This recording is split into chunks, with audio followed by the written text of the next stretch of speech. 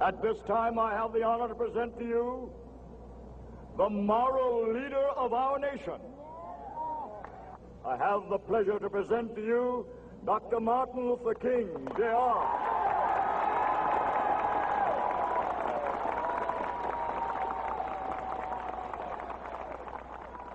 I am happy to join with you today in what will go down in history as the greatest demonstration for freedom in the history of our nation.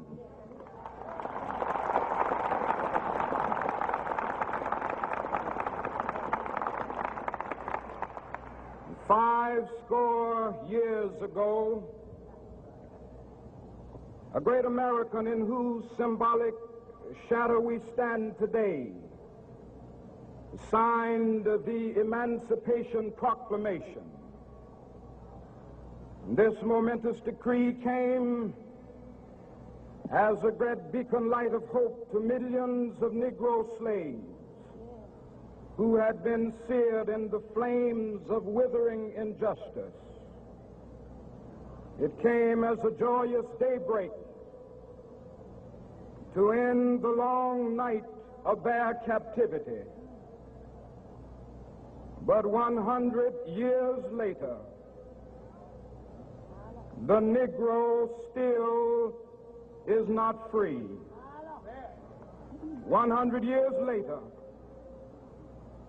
the life of the Negro is still sadly crippled by the manacles of segregation and the chains of discrimination. 100 years later, the Negro lives on a lonely island of poverty in the midst of a vast ocean of material prosperity. 100 years later,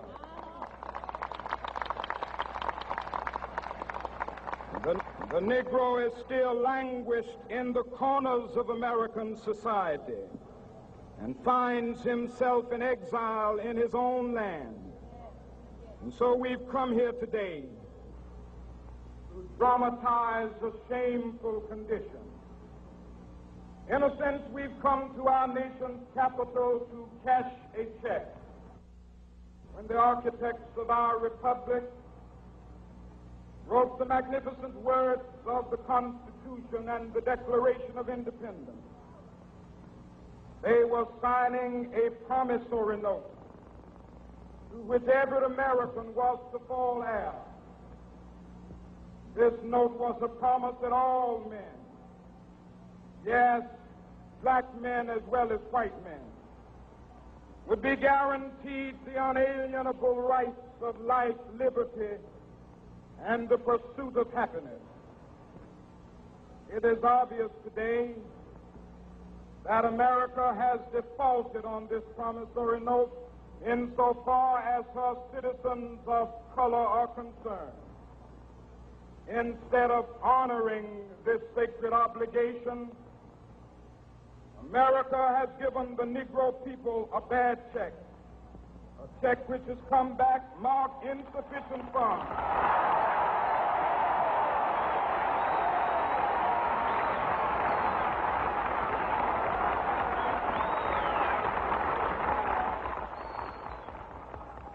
But we refuse to believe that the Bank of Justice is bankrupt.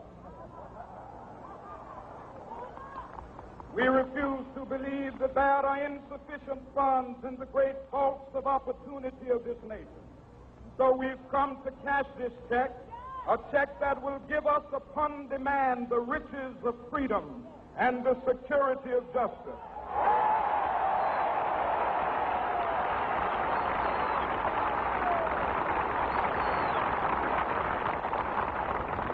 We have also come to this hallowed spot to remind America of the fierce urgency of now. This is no time to engage in the luxury of cooling off or to take the tranquilizing drug of gradualism.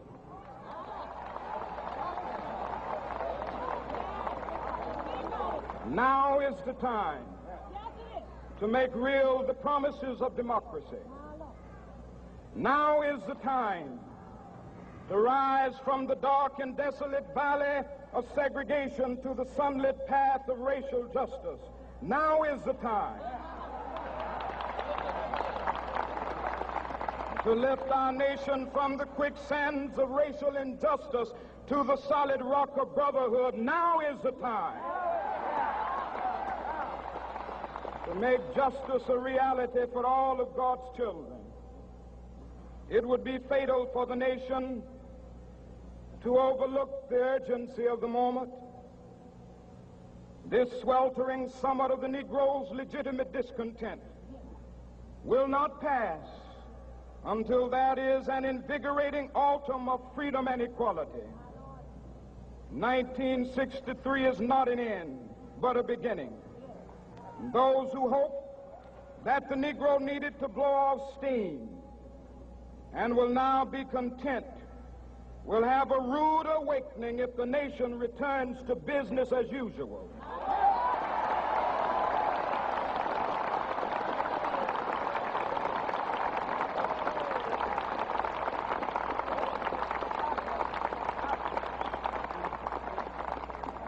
There will be neither rest nor tranquility in America until the Negro is granted his citizenship rights. The whirlwinds of revolt will continue to shake the foundations of our nation until the bright day of justice emerges. But that is something that I must say to my people who stand on the warm threshold which leads into the palace of justice. In the process of gaining our rightful place, we must not be guilty of wrongful deeds. Let us not seek to satisfy our thirst for freedom by drinking from the cup of bitterness and hatred.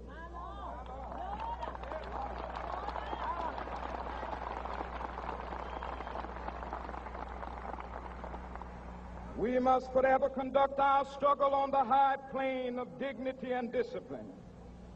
We must not allow our creative protests to degenerate into physical violence. Again and again, we must rise to the majestic heights of meeting physical force with soul force. The marvelous new militancy which has engulfed the Negro community must not lead us to a distrust of all white people. For many of our white brothers, as evidenced by their presence here today, have come to realize that their destiny is tied up with our destiny.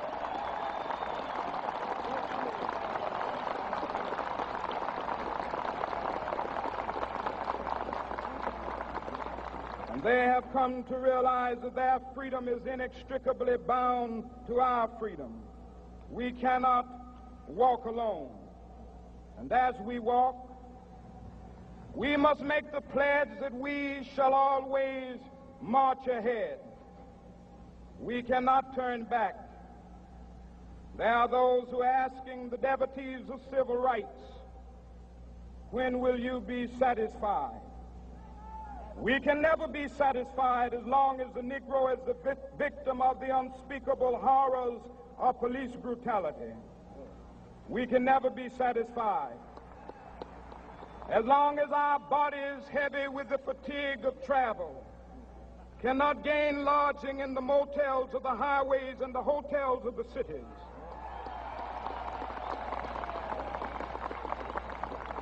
We cannot be satisfied as long as the Negro's basic mobility is from a smaller ghetto to a larger one.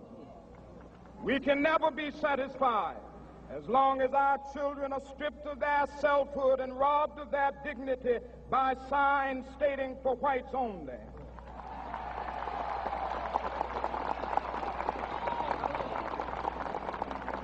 We cannot be satisfied as long as a Negro in Mississippi cannot vote and a Negro in New York believes he has nothing for which to vote.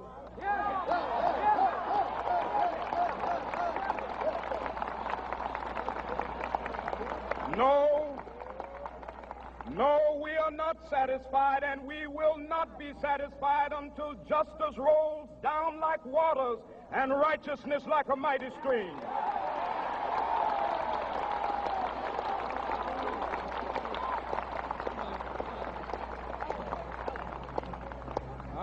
not unmindful that some of you have come here out of great trials and tribulations. Some of you have come fresh from narrow jail cells.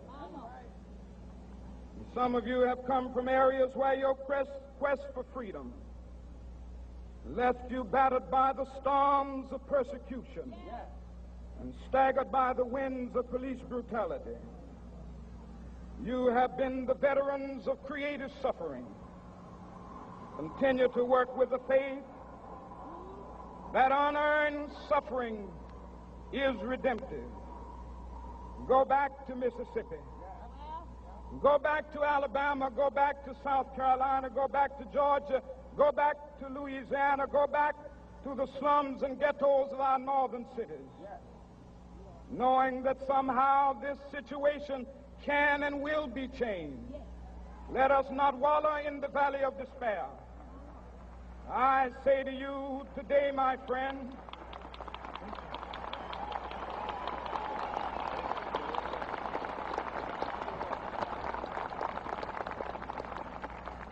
so even though we face the difficulties of today and tomorrow, I still have a dream.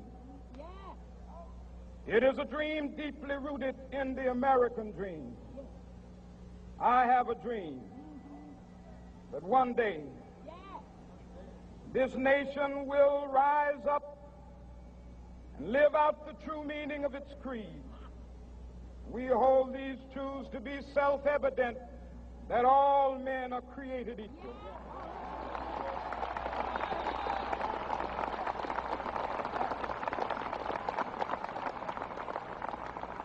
I have a dream that one day on the red hills of Georgia, the sons of former slaves and the sons of former slave owners will be able to sit down together at the table of brotherhood.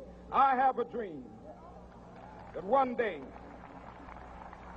even the state of Mississippi, a state sweltering with the heat of injustice, sweltering with the heat of oppression, will be transformed into an oasis of freedom and justice. I have a dream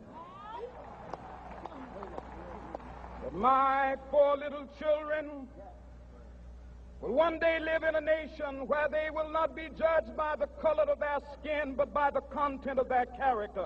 I have a dream today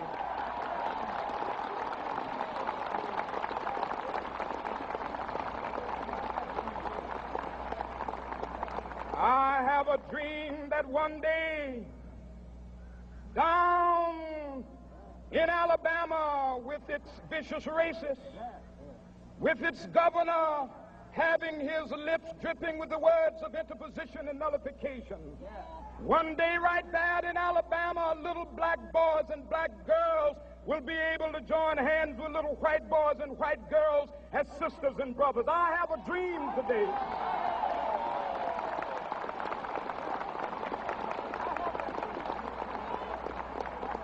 I have a dream that one day every valley shall be exalted, and every hill and mountain shall be made low. The rough places will be made plain, and the crooked places will be made straight, and the glory of the Lord shall be revealed, and all flesh shall see it together. This is our hope. This is a faith that I go back to the South with. With this faith, we will be able to hew out of the mountain of despair a stone of hope. With this faith, we will be able to transform the jangling discords of our nation into a beautiful symphony of brotherhood. With this faith, we will be able to work together, to pray together, to struggle together, to go to jail together, to stand up for freedom together, knowing that we will be free one day. This will be the day. This will be the day when all of God's children will be able to sing with new meaning, "My country, tears of thee. Sweet land of liberty, of thee I sing.